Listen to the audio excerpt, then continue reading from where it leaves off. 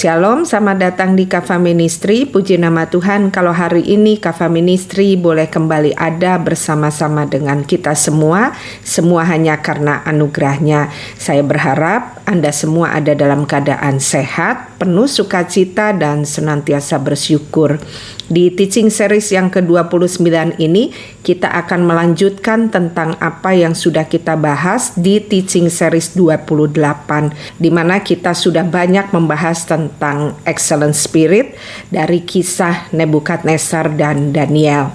Oke, tanpa berlama-lama kita lanjutkan kembali pembahasan kita tentang excellent spirit. Untuk itu kita mau belajar lebih lagi tentang keberadaan level jiwa yang dipahami oleh orang Ibrani ini dengan kita belajar lewat keberadaan Ishak, Ribka, Esau, dan Yakub. Seperti kita ketahui, Ishak itu adalah anak tunggal dari Abraham.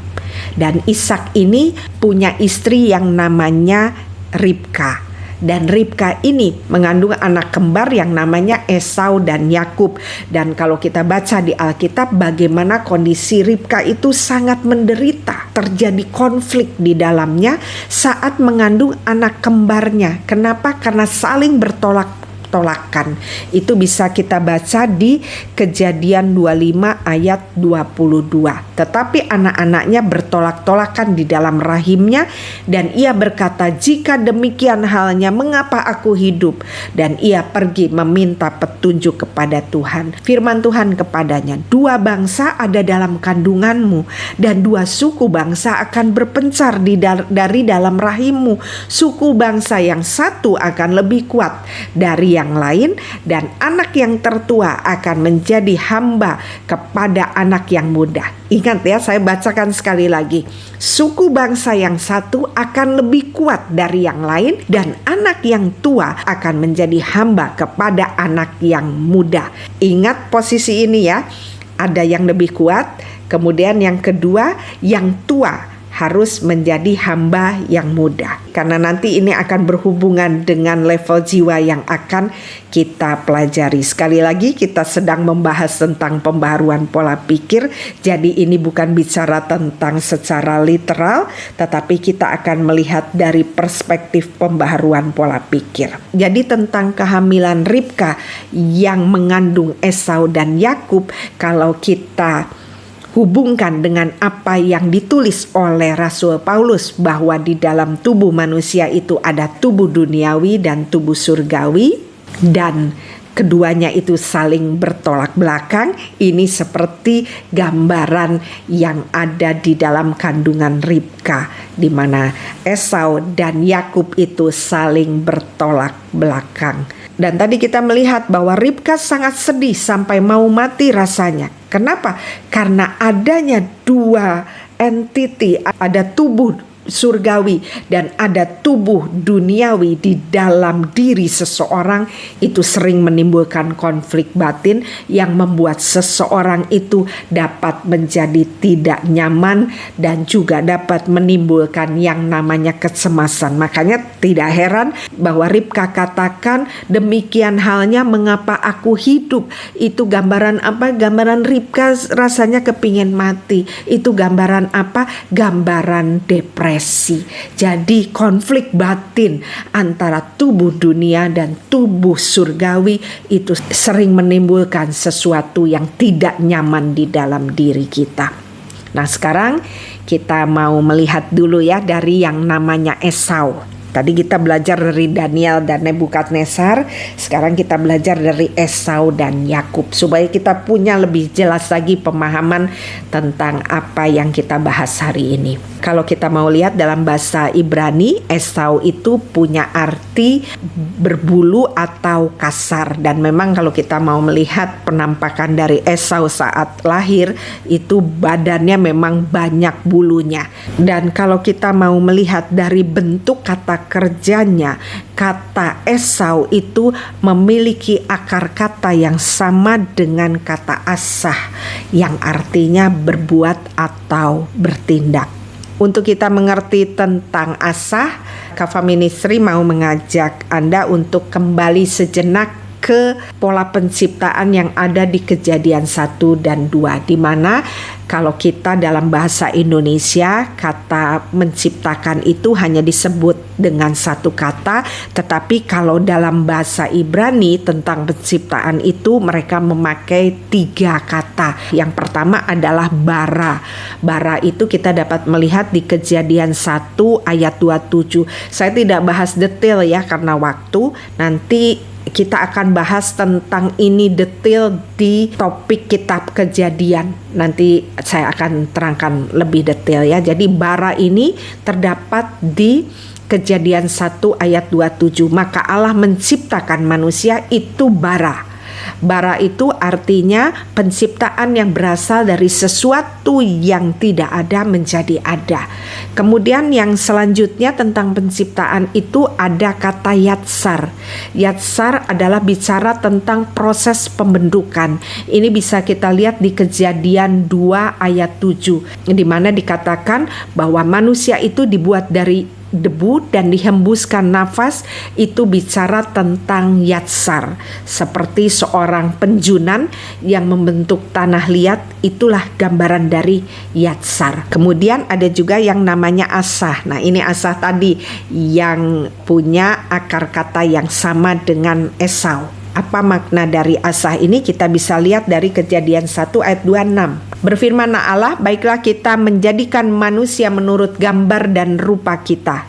Kata menjadikan itu di situ memakai kata asah, supaya mereka berkuasa atas ikan-ikan di laut dan burung-burung di udara, atas ternak dan seluruh bumi, dan atas segala binatang melata yang merayap di bumi. Kalau kita mau melihat dari pembaharuan pola pikir, binatang-binatang ini gambaran dari karakter. Dan kalau kita mau melihat kata asah itu artinya bertindak, artinya Tuhan mau supaya menjadikan manusia yang punya tindakan itu sama seperti Allah, di mana Dia berkuasa atas segala karakter-karakter yang ada di dalam dirinya. Dan bicara tentang yang namanya tindakan, untuk seorang manusia itu dapat melakukan sesuatu atau bertindak, maka manusia itu memakai yang namanya tubuh fisik yang terdiri dari daging, dan tubuh fisik ini dapat bergerak apabila dijiwai oleh daya hidup yang namanya nefes. Ingat, nefes ini adalah level jiwa yang paling dekat dengan tubuh fisik. Makanya bicara Esau itu berhubungan dengan yang namanya tubuh fisik, berhubungan dengan yang namanya kedagingan, dan dia itu dijiwai oleh yang namanya nefes, artinya dihidupi oleh yang namanya nefes. Lebih lagi kita mau lihat tentang Esau ini ada di Kejadian 25 ayat 30, dikatakan bahwa nama lain dari Esau adalah Edom. Kata Esau kepada Yakub, berikanlah kiranya aku menghirup sedikit dari yang merah-merah itu, karena aku lelah. Itulah sebabnya namanya disebut Edom. Jadi dari sini kita dapat melihat bicara tentang Esau itu selalu berhubungan dengan hawa nafsu. Kita melihat di sini Esau kepingin makan sup kacang merah yang dibuat oleh Yakub. Ini bicara apa? Bicara Esau itu bicara juga gambaran tentang hawa nafsu terhadap makanan. Jadi Edom itu bicara tentang yang namanya hawa nafsu. Nefes itu bicara tentang yang namanya hawa nafsu atau hasrat kebinatangan. Di mana kita ketahui bahwa binatang itu yang diperlukan adalah makanan, minuman, kemudian seks yang untuk berkembang biak, dan kemudian dominasi. Jadi nefes itu berhubungan dengan 3 hal ini. Dan kalau kita mau lihat lebih lagi, kata Edom itu punya akar kata yang sama dengan Adamah. Ingat Adamah, ingat apa? Adam. Adamah itu artinya apa? Tanah atau bumi. Jadi dapat kita pahami seperti ini, bahwa gambaran dari Esau itu adalah bicara tentang nefes, daya hidupnya, hawa nafsu kebinatangannya.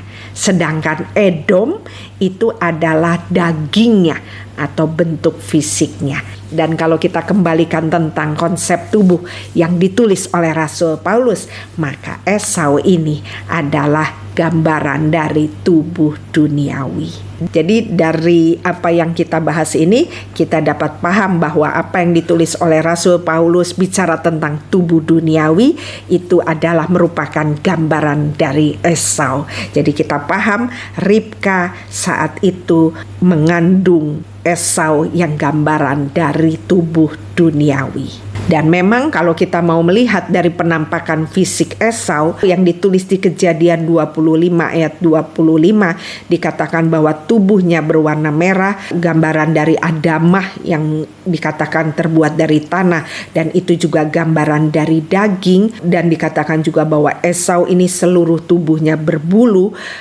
Jadi kalau kita melihat ini gambarannya seperti gambaran binatang. Dan memang kalau kita mau melihat penampakan Esau secara fisik itu jauh terlihat lebih kuat daripada Yakub. Ini juga berhubungan dengan yang namanya nefes kita. Nefes kita itu juga kuat pengaruhnya. Esau kita atau kedagingan itu pengaruhnya kuat dalam diri manusia.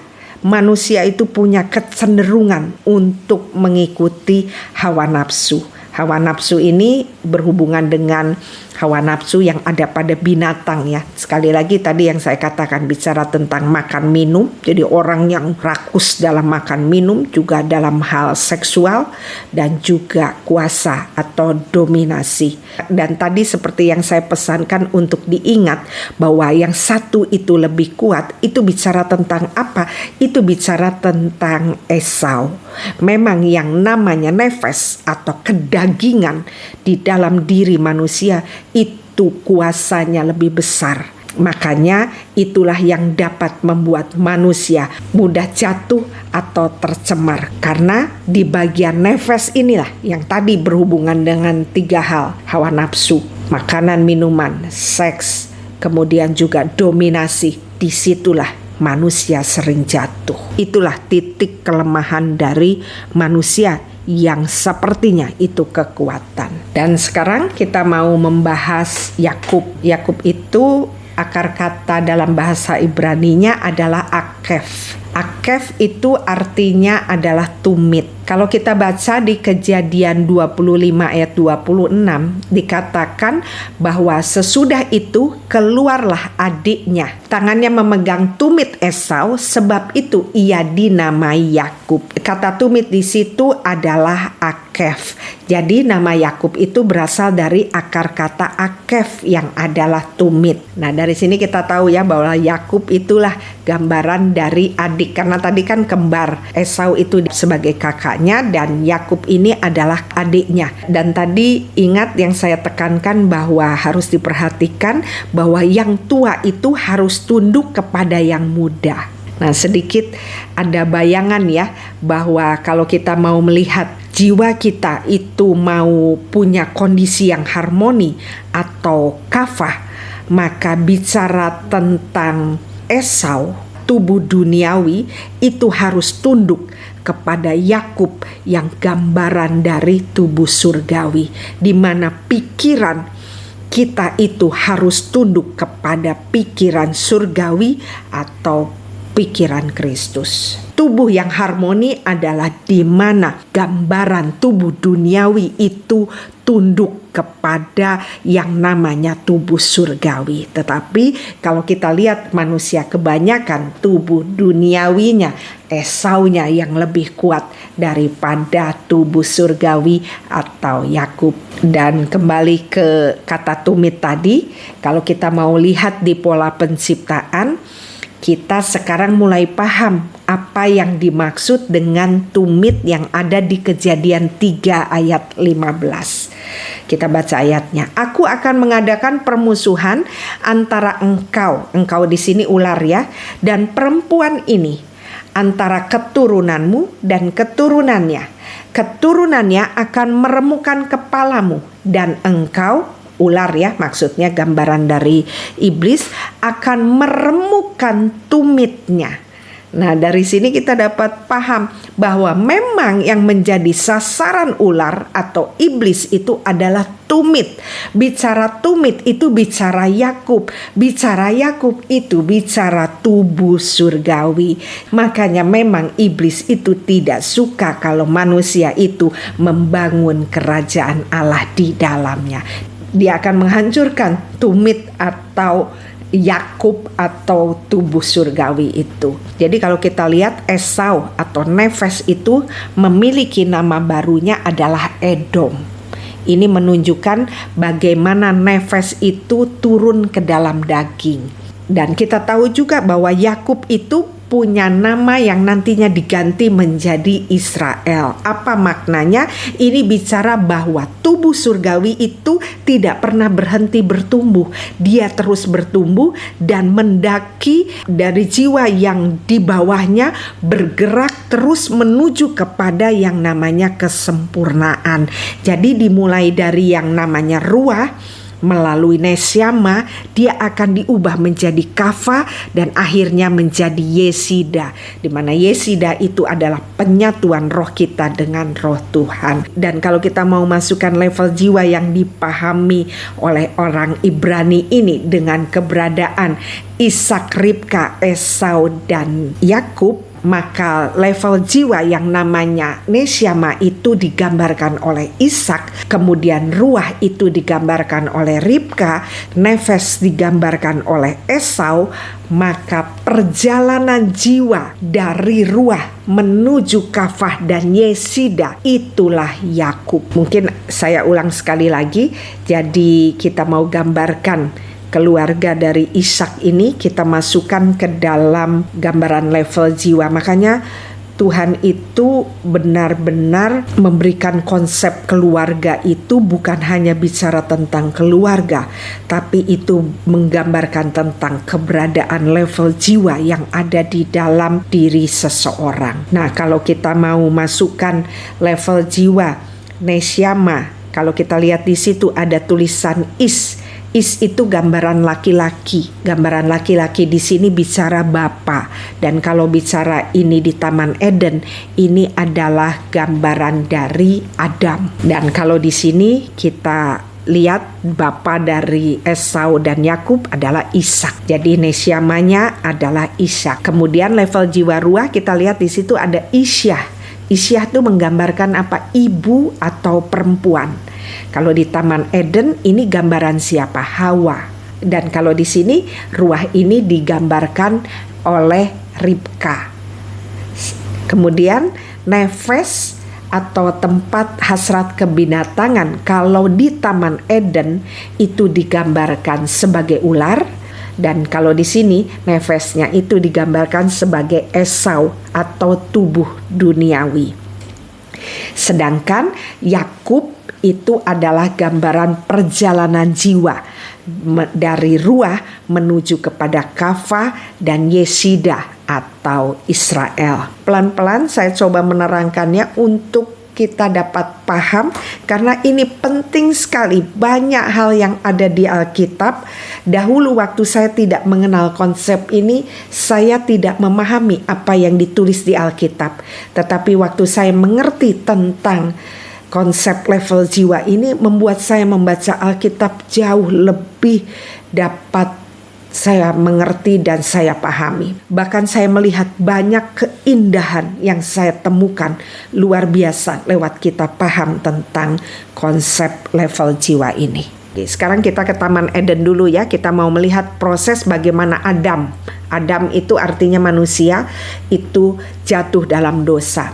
Dan ketika Adam yang ada di Taman Eden itu bicara tentang gambaran Nesyama dan Hawanya adalah ruah serta ularnya adalah nefes, maka kita dapat melihat bagaimana nefes yang digambarkan ular atau dalam hal yang kita pelajari ini adalah gambaran Esau, yang bicara ini adalah tentang tubuh duniawi, yang bicara ini adalah tentang yang namanya kedagingan, yang tadi juga dikatakan bahwa porsinya itu dia jauh lebih kuat, maka dia dapat merayu yang namanya Hawa atau gambaran dari ruah, sehingga Hawa ini tergoda.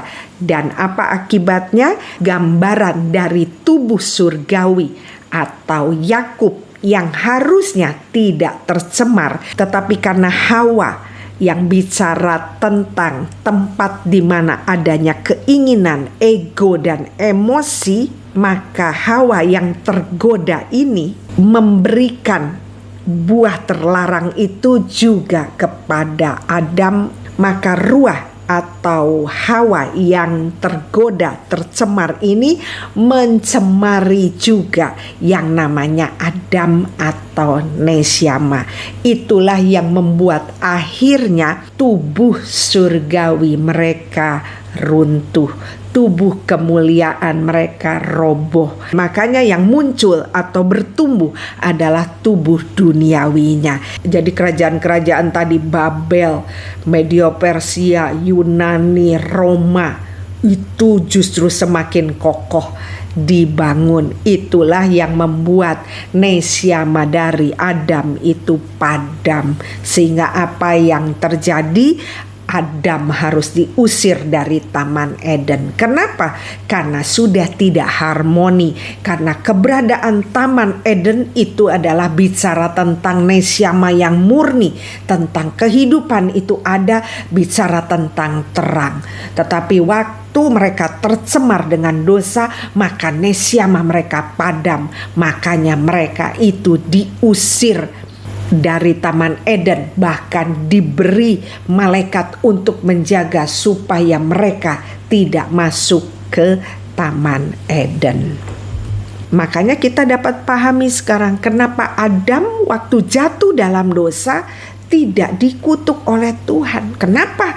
Karena itu adalah tempat di mana roh Allah ada. Allah tidak bisa mengutuki dirinya. Karena di Nesyama itulah di mana manusia dapat berhubungan dengan Tuhan. Dan kalau kita melihat siapa yang dikutuk, ular atau Esau atau tubuh duniawi.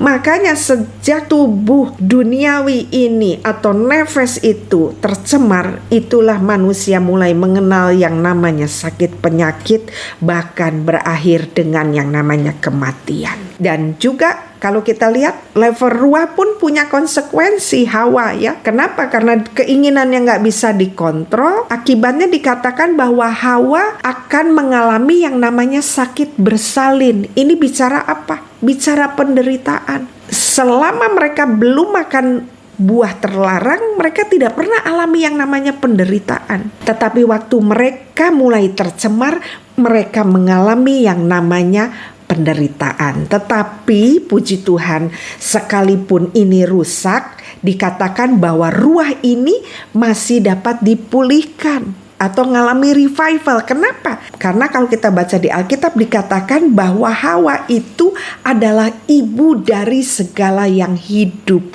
Ini bicara apa? Bicara pengharapan. Bicara untuk jiwa yang tercemar ini dapat kembali kepada keadaan harmoni apabila mengalami yang namanya revival atau alami yang namanya pencerahan yang kita kenal dengan namanya kafah. Dan di level kafah inilah yang nantinya kita akan kembali ke bentuk yang kita tidak tercemar, di mana kita tidak punya yang namanya daging. Tapi setelah ruah ini tercemar dengan dosa, proses dari ruah itu untuk menjadi kafah itu perlu yang namanya penderitaan. Jadi jangan kaget kalau kita mau ikut Tuhan, kita itu akan mengalami yang namanya penderitaan. Jadi penderitaan itu adalah transport kita untuk kita dapat disempurnakan menjadi Kafa dan juga Yesida. Dan karena Hawa yang sudah tercemar dengan dosa ini, akibatnya dia melahirkan dualisme yang bertolak belakang di dalam diri manusia, yaitu ada Kain dan ada Habel. Dan kalau kita lihat di awal pun kekuatan dari Kain itu jauh lebih besar. Makanya Kain itu membunuh Habel. Lihat, kekuatan nefes itu, daging itu memang besar. Dan kalau kita mau melihat dari cerita Kain, kita dapat melihat bahwa Kain akhirnya membangun kerajaan-kerajaan yang tadi ada di dalam Nebukadnezar. Kita dapat melihat Kain itu melahirkan siapa? Nimrod, keturunan-keturunan raksasa. Mereka adalah pemburu-pemburu yang kuat. Gambaran dari apa? Gambaran dari tubuh duniawi yang semakin kuat. Gambaran dari kerajaan Babel, Medio Persia, Yunani, dan Romawi. Mengerikan kalau kita membiarkan daging kita menjadi kerajaan dari tempatnya kegelapan. Makanya tadi dikatakan di ayat kelahiran Esau dan Yakub juga disampaikan bahwa kalau kita mau punya posisi jiwa yang kafah atau bicara tentang harmoni, maka yang namanya kakaknya harus tunduk kepada adiknya, yang tua harus tunduk kepada yang muda. Ini bicara apa? Bicara tentang Esau yang harus tunduk kepada Yakub. Bicara tentang tubuh duniawi atau manusia lama itu harus tunduk pada proses pembentukan level jiwa tubuh surgawi atau gambaran dari Yakub. Dari sini semoga bisa dipahami ya. Jadi seperti tadi kita sudah bahas bahwa Daniel itu punya excellent spirit. Apa arti excellent spirit? Artinya dia sudah menang atas nefes. Makanya kita tidak temukan tadi ada kata nefes. Yang kita temukan tadi dari pengenalan akan Daniel ada kata Kafa, Yesida. Artinya apa? Dia sudah ngalami kemenangan. Dan kalau kita mau melihat ada orang-orang yang benar-benar kedagingan mereka sudah mati, atau bicara tubuh duniawi tidak menguasainya lagi, kita bisa lihat dari siapa? Dari yang namanya Musa, Henoh, dan Elia, di mana benar-benar mereka itu tidak ngalami yang namanya kematian tubuh. Karena mereka berhasil menaklukkannya. Mereka berhasil tidak membuat daging mereka ini mengalami yang namanya kematian. Makanya kalau kita lihat Musa itu usianya 120. 120 itu menurut orang Yahudi gambaran kesempurnaan. Musa itu mengalami panjang umur dan tidak alami kematian daging. Oke, saya akan akhiri dengan menerangkan tentang cinta Tuhan. Dari level jiwa ini, sekarang kita mulai lebih lagi melihat bagaimana tentang cinta Tuhan yang tertulis di Alkitab, khususnya di Taurat. Dari sini kita dapat melihat mengapa Tuhan Yesus itu diberikan kepada kita yang ada di dunia. Kita mau melihat, yang pertama adalah kita mau melihat bagaimana cinta Abraham kepada Ishak. Ingat tadi Ishak, Ribka, Esau, Yakub. Dan kalau kita mau lihat, bapa dari Ishak itu adalah Abraham. Dan Abraham ini punya anak tunggal. Dan ia sangat dikasihi oleh Abraham. Kita bisa baca ada di Kejadian 22 ayat 2. Dikatakan di situ, ambillah anakmu yang tunggal itu yang engkau kasihi, yakni Ishak, anak tunggal dan dikasihi. Ini seperti gambaran apa? Gambaran Bapa dengan Yesus. Jadi dari sini, dari level jiwa ini kita dapat paham bagaimana gambaran dari cinta yang digambarkan oleh Bapa kepada anak tunggalnya, Tuhan Yesus Kristus, antara Abraham dengan Ishak. Kita lanjutkan dulu ya. Kemudian yang kedua adalah cinta antara Ishak dan Ribka. Kita bisa baca di Kejadian 24 ayat 67. Ini adalah gambaran cinta antara Ishak yang adalah gambaran tentang Mesias kepada Ribka yang adalah mempelainya atau gambaran dari gereja. Jadi gambaran dari cinta Tuhan Yesus kepada gereja itu adalah bicara tentang bagaimana Ishak mengasihi Ribka, Nesyama itu mengasihi Ruah.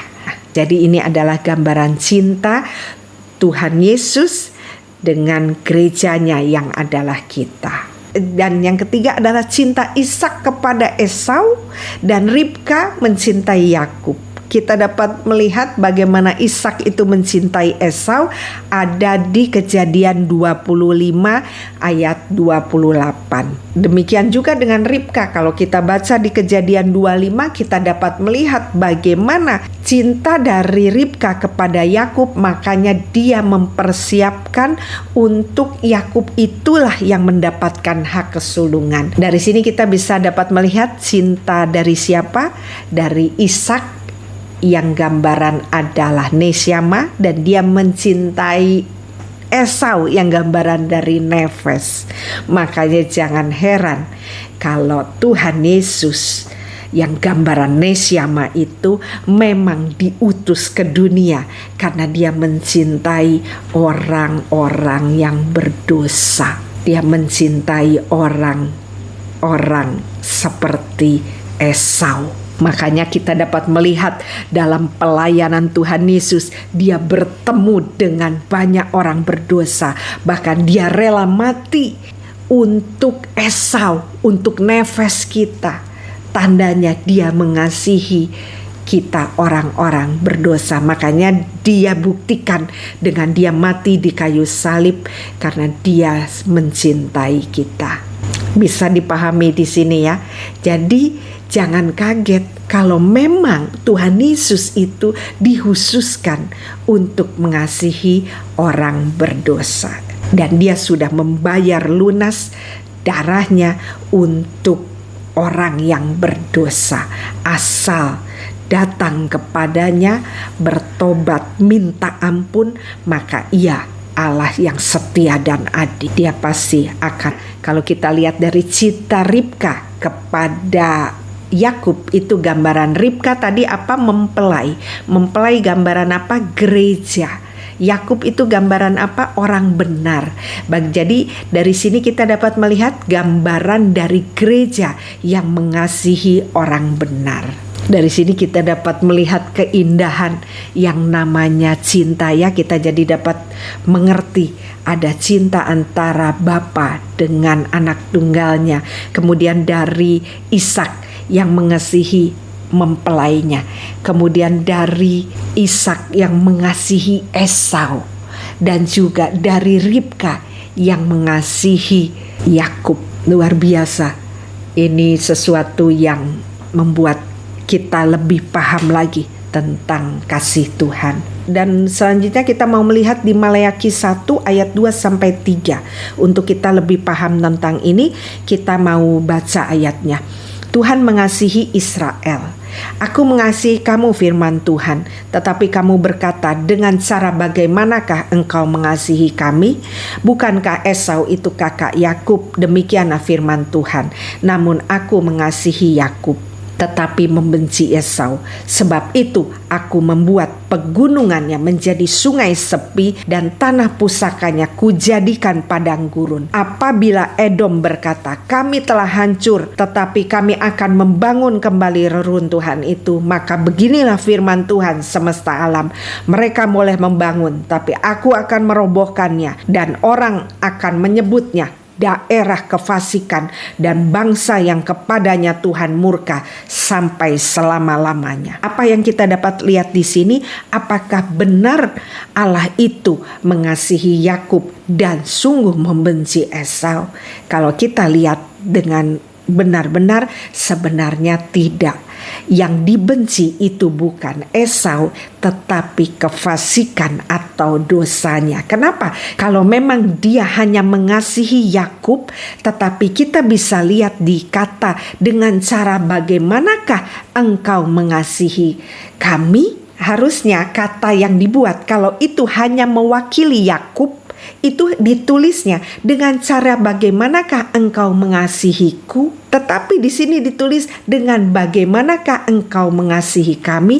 Artinya Yakub dan Esau itu dikasihi Tuhan, dua-duanya dikasihi Tuhan. Tetapi yang Tuhan tidak suka, kalau tadi kita lihat, adalah yang namanya daerah kefasikan. Yang Tuhan tidak suka dari Esau bukan soal Esaunya, tetapi bicara tentang dosa atau kefasikan. Makanya dia katakan, aku akan hancurkan kerajaan-kerajaan yang dibuat. Makanya kalau kita mau lihat dari kerajaan-kerajaan yang dihancurkan di dalam Nebukadnezar, itu bukan bicara tentang Nebukadnezarnya yang dihancurkan. Makanya kita lihat Nebukadnezarnya masih hidup. Yang dihancurkan adalah kerajaan-kerajaan kefasikan yang ada di dalamnya. Makanya dikatakan di Daniel 2 ayat 45, tepat seperti yang Tuhan lihat, bahwa tanpa perbuatan tangan manusia. Jadi berarti ini bukan dari manusia, dari Tuhan. Sebuah batu terungkit lepas dari gunung dan meremukan besi, tembaga, tanah liat, perak dan emas. Makanya saya sering ulang-ulang katakan, berhadapan dengan kerajaan-kerajaan ini bicara apa? Karakter-karakter toksik. Kita tidak usah lelah-lelah melayaninya. Kenapa? Karena dia akan berhadapan dengan Tuhan.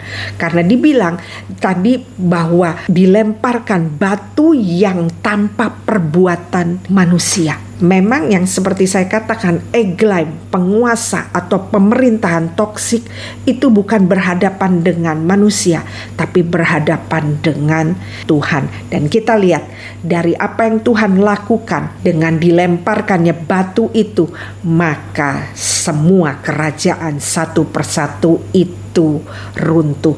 Dilemparkan batu ini bicara apa? Dibangunkan kesadaran yang kembali menjadi satu. Bagaimana kehancuran dari kerajaan-kerajaan kefasikan itu membuat Esau dan Yakub dapat berangkulan, dapat menjadi satu. Inilah yang namanya empat berdaulat. Inilah yang namanya aspek jiwa yang utuh. Inilah yang namanya kafa atau harmoni, di mana Esau dan Yakub dapat berdampingan. Tetapi ingat, kondisinya harus Yakub atau tubuh surgawi yang lebih besar. Tubuh duniawi harus tunduk kepada tubuh surgawi. Makanya kita mengenal doa yang namanya tundukkan pikiranku kepada pikiran Kristus. Itu bicara Esau, kita tundukkan kepada Yakub. Jadi sekarang kita paham ya, bahwa tubuh Adam atau bicara manusia yang berada di bawah kendali dosa, bicara tentang nafsu kedagingan atau yang kita kenal dengan yetzer hara, yang memang kesenangannya adalah tentang dosa. Dan kita tahu dosa itu masuk dari mana? Dari panca indera kita. Makanya penting untuk menjaga nesyama kita tetap murni, harus menjaga mata kita. Apa yang kita lihat, apa yang kita tonton. Kita harus menyaring apa yang kita dengar. Karena dengan kita tercemar, nesyama kita pasti akan tercemar. Waktu tercemar, kerajaan tubuh surgawi kita hancur. Akibatnya seperti apa? Adam diusir dari Taman Eden. Membuat apa? Membuat manusia tidak dapat berhubungan dengan Tuhan. Makanya kita harus terus punya kesadaran bahwa sekalipun kita ini berasal dari Adam dan Hawa yang asalnya memiliki nesyama yang murni, tetapi kondisi kita saat ini, nesyama kita ini ditutupi oleh yang namanya daging. Makanya Inilah yang membuat tadi dikatakan Ribka itu rasanya seperti mau mati. Konflik batin yang ada di dalam kita ini, kalau kita tidak bisa dapat mengharmonisasinya, maka kita akan mengalami yang namanya ketakutan, kecemasan, depresi, atau segala hal yang berhubungan dengan mental illness. Makanya pentingnya untuk kita memahami tentang ini supaya kita bisa hidup harmoni, kita bisa kafah. Esau itu tidak diusir, Esau itu ditaklukkan. Esau tetap ada. Tidak sempurna manusia itu tanpa adanya nefas, tetapi dia harus dikendalikan. Makanya Adam dikatakan bahwa dia harus menguasai binatang-binatang itu. Itu bicara bukan tentang dia harus sebagai pawang ular, pawang gajah. Bukan. Itu bicara dia harus dapat menguasai nafsu kedagingannya. Yang berhubungan dengan apa tadi? Kerakusan, makanan, minuman, seksual, juga dominasi atau kuasa. Makanya kalau kita lihat sekelas Rasul Paulus pun masih bergumul. Makanya kita jangan merasa sudah hebat. Kita terus berjuang selama kita hidup. Roma 7 ayat 23 katakan, tetapi di dalam anggota tubuhku aku melihat hukum lain yang berjuang melawan hukum akal budiku. Rasul Paulus katakan, nesiamaku, akal budiku yang murni itu ternyata di dalamnya tuh berperang. Membuat aku jadi tawanan hukum dosa yang ada di dalam anggota tubuhku. Ini bicara apa? Dia bilang aku punya nesiama yang murni, tapi masalahnya ditutupi nefas, ditutupi daging. Makanya dia katakan, aku manusia celaka. Siapakah yang dapat melepaskan aku dari tubuh maut ini? Tapi syukur kepada Allah. Tadi lihat cintanya Tuhan. Tuhan kasih Ishak itu mengasihi siapa? Esau. Syukur kepada Allah oleh Yesus Kristus Tuhan kita. Maka kita kalau tahu ini maknanya, kita tidak akan main-main dengan mencemari lagi apa yang Tuhan sudah bersihkan. Jangan main-main dengan yang namanya dosa. Karena kerajaan itu waktu dia menguasai, ingat tadi yang orang Brasil itu, dia bilang ini bukan keinginanku. Dia sudah gak bisa lagi menguasai dirinya. Karena kerajaan-kerajaan yang dibangun itu sudah menguasai dirinya. Dia tidak lagi menjadi diri sendiri, dia dikuasai oleh kegelapan. Oke, mungkin itu yang dapat Kava Ministry bagikan hari ini. Semoga apa yang dibagikan dapat menjadi berkat dan bisa dipahami.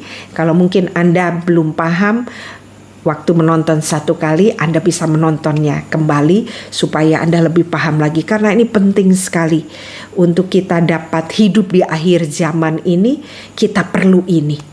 Untuk kita yang hidup di akhir zaman ini, kita perlu menjadi seperti Daniel. Kita belajar menjadi seperti Daniel, di mana kerajaan-kerajaan kefasikan atau yang berasal dari dunia itu harus dirobohkan. Supaya apa? Supaya jiwa kita dibangun mencapai level kafah, kemudian yesidah seperti Daniel. Dan di akhir zaman perlu orang-orang seperti Daniel yang punya excellent spirit. Kenapa? Karena di akhir zaman anak-anak Tuhan akan berhadapan dengan para pemimpin dan penguasa toksik. Bicara apa? Antikris. Tanpa kita punya excellent spirit, kita tidak akan kuat menghadapinya. Untuk itu, ayo kita belajar sama-sama tentang level jiwa ini. Hari ini kita sudah belajar tentang Nebukadnezar, juga Daniel, juga tadi tentang Esau dan Yakub. Terima kasih atas perhatiannya. Sampai bertemu di seri selanjutnya. Terus doakan Kava Ministry supaya kami dapat sampaikan hal-hal yang fresh from heaven. Tuhan Yesus memberkati.